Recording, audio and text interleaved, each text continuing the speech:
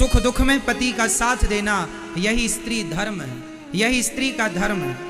और ये संस्कार एक पिता से और एक माँ से बेटी को मिलते हैं। बेटियों के संस्कार ससुराल में बनते और बिगड़ते नहीं हैं।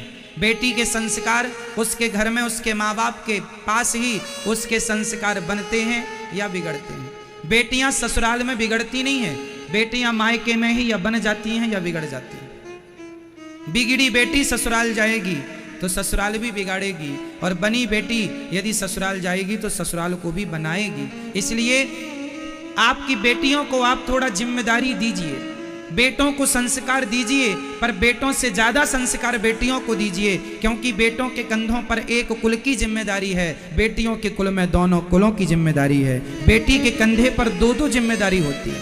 इसलिए आपको बेटे से ज्यादा बेटी को समझदार बनाना चाहिए। बेटा समझदार हो, पर बेटी से डबल समझदार बेटी का होना आवश्यक। घर में यदि मर्द बुरा है पर स्त्री अच्छी है तो भी गृहस्थी चल जाती है, पर मर्द अच्छा है स्त्री बुरी है तो गृहस्थी नहीं चलती। मर्द बुरा है, पुरुष किसी का बुरा है तो बुरे पुरुष के संग गृहस्थी स्त्री निभा लेती है, लेकिन स्त्री बुरी हो तो उस बुरी स्त्री के साथ बहुत कम केस में वो गृहस्थी चलती है। इसलिए पुरुष से ज्यादा समझदार स्त्री का होना जरूरी है। इसलिए बेटे का जन्म भाग्य से होता है और बेटी का जन्म सौभाग्य से होता है। कहते हैं हर बेटी के भाग्य में बाप होता है, हर बेटी के भाग्य में बाप होता है, पर हर बाप के भाग्य में बेटी नहीं होती। हर बेटी के भाग्य में बाप होता है, भले जन्म देते मर जाए पर बाप तो होगा ना कि मेरा बाप कोई था। हर बेटी के भाग्य में बाप होता है, पर हर बाप के भाग्य में बेटी नहीं होती। बेटी किस्मत वालों को मिलती है। इसलिए बेटा एक भाग्य से होता है और बेटी सौभाग्य। सौभाग्य मीन्स 100, भाग्य जब प्लस हो जाते हैं तब बेटी का जन्म होता है। इसलिए बेटे से ज्यादा बेटी का श्रेष्ठ स्थान है। इसलिए हमारे यहाँ बेटे का नाम बाद में है, बेटी का नाम पहले। राम जी का नाम बाद में लिया जाता है, सीता का नाम पहले। सीता राम, सीता राम सीता कोई नहीं कहता, सीता राम सब कहते, क्योंकि सीता लेडी फर्स्ट। क्योंकि फर्स्ट मीन्स ये नहीं कि केवल कहने में फर्स्ट ना, स्थान भी फर्स्ट है। हमारे सनातन धर्म में जितना सम्मान एक स्त्री का है उतना सम्मान किसी का नहीं। हमारे सनातन धर्म में सबसे अधिक सम्मान नारी का है। हमारे यहाँ नारी को देवी कहा जाता है। हमारे भारत में केवल हिंदू, पूरी दुनिया में केवल हिंदू ऐसा है जो कन्याओं को बुलाकर उसके पांव में माहौर लगाकर उसे देवी मानकर उसको भोग लगाकर उसको चरण वंदन करता है। कमेंट्स में राधे राधे लिखना ना भूलें। हमारे घर लक्ष्मी आई है। दुनिया में और कोई धर्म ऐसा नहीं है जो नारी का इतना आदर करता हो कि कन्याओं के पांव धोकर पीता हो। केवल हिंदू लोग कन्याओं को देवी मानकर उनके चरणामृत लेकर के और देवी मानकर नवरात्रि में या इत्यादि दिनों में पूजा करते हैं। हमारे यहाँ बच्चियों को, बेटियों को देवी माना जाता है, दुर्गा माना जाता है, लक्ष्मी माना जाता है। केवल हमारे सनातन धर्म में ये सम्मान है। आप अन्य धर्मों को उठाकर देख लीजिए, वहां नारी केवल भोग की वस्तु है। वहां नारी की हैसियत केवल भोग की वस्तु की तरह है। वहां कोई सम्मान नहीं है अन्य धर्मों में नारी का। हमारे यहाँ नारी का इतना सम्मान है कि बेटे के लिए लिखा है कि जननी जन्म भूमश्च स्वर्गादपि गरीयसी। माँ के चरणों में जन्नत होती है, माँ के चरणों में स्वर्ग होता है। इसलिए नारी का सम्मान, और नारी तब श्रेष्ठ होगी जब उसके माँ बाप से बेटी को श्रेष्ठ संस्कार प्राप्त होंगे। एक बार बेटी को संस्कार दे दिया ना तो वह बेटी आपका कुल खानदान तो संवारेगी, लोक परलोक संवार देगी आपका और खुद का। और यदि संस्कार देने से चूक गए माँ बाप तब फिर बेटी के 35 टुकड़े होते हैं। तब फिर बेटी के कितने टुकड़े होते हैं? 35। बेटियों के टुकड़े हो रहे हैं आजकल, आपने खूब देख रहे हैं।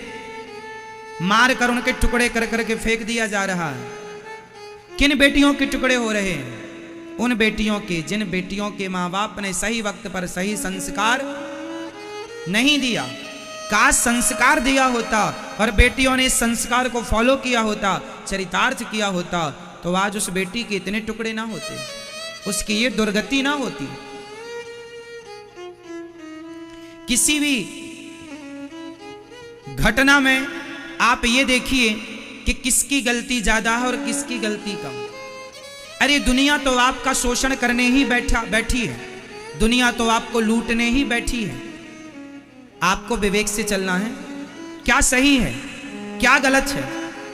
किसी से भी प्यार कर लेना और किसी से भी प्यार करके अपने माँ बाप से ना बताना और अपने आप को ही होशियार मानना, यही बेटियों की सबसे बड़ी गलती होती है।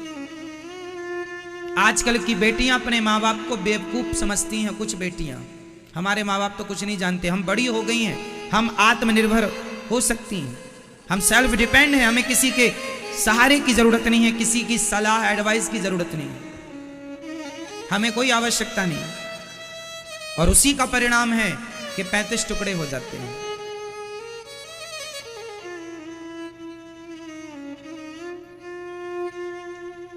हमारे शास्त्र कहते हैं, बड़े बुजुर्ग कहते हैं कि शादी विवाह वहां करो जहां मां बाप कहते हैं। गलत ट्रैक पर ना जाओ ना जाओ ना जाओ। लेकिन आज के मॉडल जमाने को कौन समझाए। अब जितनी बची बेटियां हैं, आप सीख लेना, समझ लेना, ये दुनिया सिर्फ आपका शोषण करने के लिए बैठी है। आप अब देखो ना, किसी लड़के के संग वो लड़की जाकर रह रही है, शेयर सब्सक्राइब करें और कमेंट में राधे राधे लिखना ना भूलें। गलत जानकारी दे रही है, वो कह रही है कि हम सखियों के साथ हैं, सहेलियों के साथ, पर रह रही है लड़कों के साथ, लड़के के साथ। फिर अपने माँ बाप की आंखों में धूल झोंक रही है। इससे नुकसान किसका हुआ? हुआ ना नुकसान। आपका झूठ आपकी जान लेगा, आपकी गलती आपको दंड देगी, किसी और को नहीं। इसलिए अपनी अपनी बेटियों को समझा दो। प्यार का भूत सवार हो जाता है कुछ लड़कियों को। प्यार करना बुरा थोड़ी है, प्यार करना चाहिए, परंतु प्यार किससे करना चाहिए? माता सीता ने राम जी से क्या प्यार नहीं किया? क्या माता सीता ने राम जी से प्यार नहीं किया? किया। प्यार करने का थोड़ी कोई मना कर रहा है। शादी कर लो, अपने पति से प्यार करना, अपनी पत्नी से प्यार करना। शादी के पहले ही आजकल लोग संबंध बना लेते हैं। लड़के लड़की आजकल संबंध में रहने लग जाते हैं। अब बताइए, शादी के पहले कोई लड़की किसी पुरुष से संबंध बनाए तो ये एक पतिव्रता नारी के क्या लक्षण हैं? क्या यही हमारी भारत की संस्कृति रही है? क्या ये हमारा संस्कार है? ये संस्कार हमारे नहीं रहे। हमारे संस्कार तो ये रहे हैं, शादी के पहले हमें कोई स्पर्श ना करे और शादी के बाद हमारा पति ही हमारा भगवान है। उसके सिवा दूसरा पुरुष या तो हमारा पिता बनेगा, या हमारा भाई बनेगा, या हमारा बेटा बनेगा। ये भारत की संस्कृति रही है। ये संस्कार हर माँ बाप को अपनी बेटी को देना चाहिए। यदि दे दिया ये संस्कार, तब तो आपने अपनी बेटी को सब कुछ दे दिया। और वरना पैसे देने से कोई बड़ा नहीं होता साहब। आप करोड़ दे दो ना अपनी बेटी को दहेज में, करोड़ देने से आप बड़े बाप ना होंगे। संस्कार कितने दिए हैं आपने? इसलिए हर माँ बाप को अपनी जिम्मेदारी, आजकल के माँ बाप बेटियां और बेटा पैदा तो कर लेते हैं पर पाले पलते नहीं हैं। महाराज जी, हमारी बेटी सुनती नहीं है, हमारा बेटा सुनता नहीं है। ऐसा माहौल क्यों बना लिया है आपने अपने घर का कि आपके ही बच्चे आपकी नहीं सुनते? इसका मतलब यह हुआ कि आप असफल माँ बाप हो गए, आप फेल हैं। आप फेल हैं माँ बाप, जो फेल माता पिता, असफल माता पिता। आपने अपने बच्चों को संस्कार देने में आप असफल रहे। वो माता पिता सब, शास्त्र क्या कहते हैं? माता शत्रु पिता वैरी, ये न बालो न पाठिता, न शोभते सभा मध्य, हंस मध्य बको यथा। वह माता पिता शत्रु हैं जो अपने बेटा और बेटी को अच्छे संस्कार नहीं देते, अच्छी शिक्षा नहीं देते। लाइक शेयर शत्रु सब्सक्राइब है करें और कमेंट्स में राधे राधे लिखना माता ना शत्रु, भूलें। पिता वैरी, पिता दुश्मन है। यदि आपने अपने बच्चों को सही समय पर सही संस्कार नहीं दिए तो दीजिएगा बेटियों को संस्कार, और अपनी बेटियों को ये केस जरूर दिखाइएगा कि देख लो आंखें फाड़ फाड़ करके, जो तुम्हें प्यार का भूत सवार है ये दुनिया। जो लड़की के 35 टुकड़े हुए, इस लड़की ने भी उस लड़के से प्यार ही तो किया था। क्या किया था? प्यार किया था। लेकिन उस लड़के के पास तो ऐसी 4 लड़कियां और थीं, उसके पास तो ऐसी 4 और थीं, तो उसने काट दिया। जिसे तुम प्यार कहती हो मेरी बेटियों, मेरी बहनों, प्यार नहीं है, वो वासना है, वासना। कब समझोगी इतनी सी बात? सामने वाला तुमसे प्यार नहीं करता, केवल अपनी शरीर की भूख आपके द्वारा आपसे मिटाना चाहता है। आप केवल उसका शिकार हैं। आपका वो शोषण तब तक करेगा जब तक उसका जी नहीं भर जाएगा, और जी भरने के बाद उसने भी उस लड़की का खूब शोषण किया, जी भर गया, पेट भर गया तो 35 टुकड़े कर दिए। यही तो हो रहा, भर गया जी। अब उसने बनाया होगा दबाव कि हमसे शादी करो, अब जब तुमने हमारे शरीर का शोषण किया शादी करो। इसने शादी से मना किया, उसने जिद की तो इसने उसको मार दिया। ये हो रहा है। अब पता नहीं ये बहन बेटियां जरा सी बात को कितनी देर में कब समझेंगी। नहीं समझोगी तो कहीं तुम्हारी भी ये दुर्गति ना हो।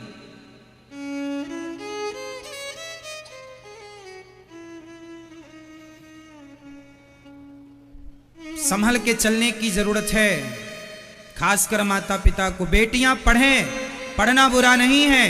मैंने कहा था कि पढ़ाई लिखाई कराओ बेटियों की, पर बेटियों पर थोड़ी सी नजर बनाए रखो। एक बाप की जिम्मेदारी पूरी करो।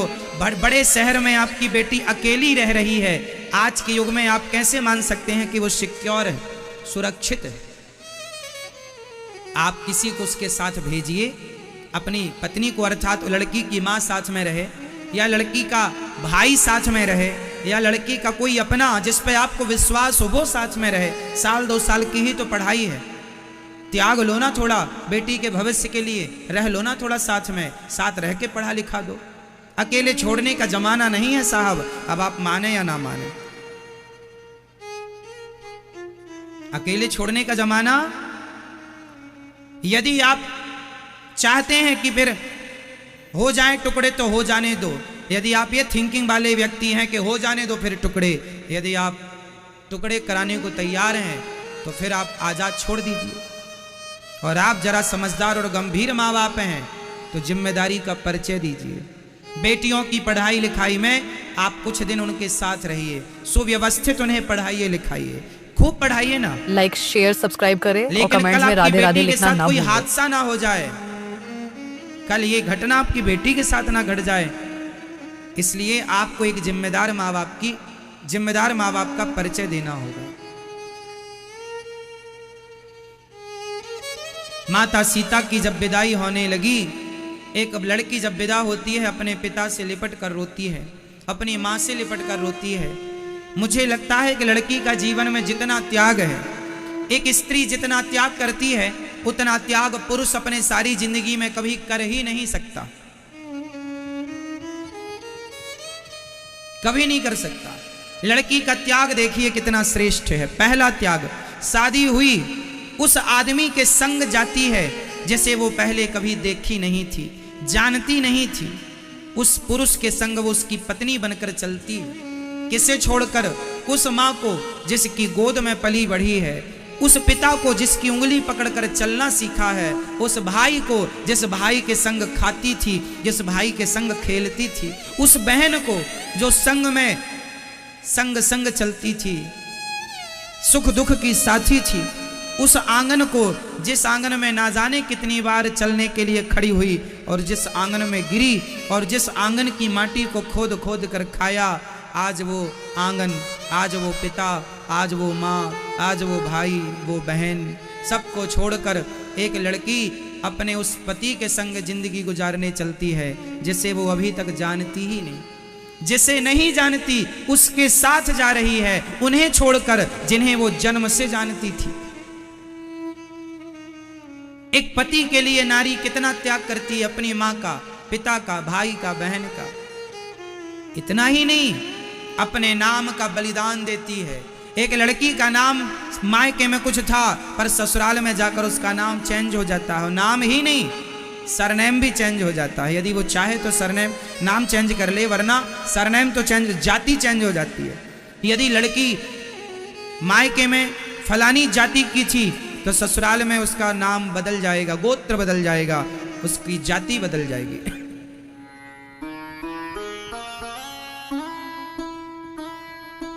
मांग भरती है, मांग है खुद की पर सिंदूर पति के नाम का। हाथ उसका है पर चूड़ी पति के नाम की, हाथ उसका है पर लाली मेहंदी की पति के नाम की। इतना त्याग तो सन्यासी भी शायद करता हो। इसलिए जब ससुराल पहली बार जब बहू आए तो ससुराल के लोगों से मेरी प्रार्थना है, सास ससुर देवर पति जेठानी इत्यादि सबसे मेरी प्रार्थना है, वो जो लड़की है ना वो किसी की बेटी है,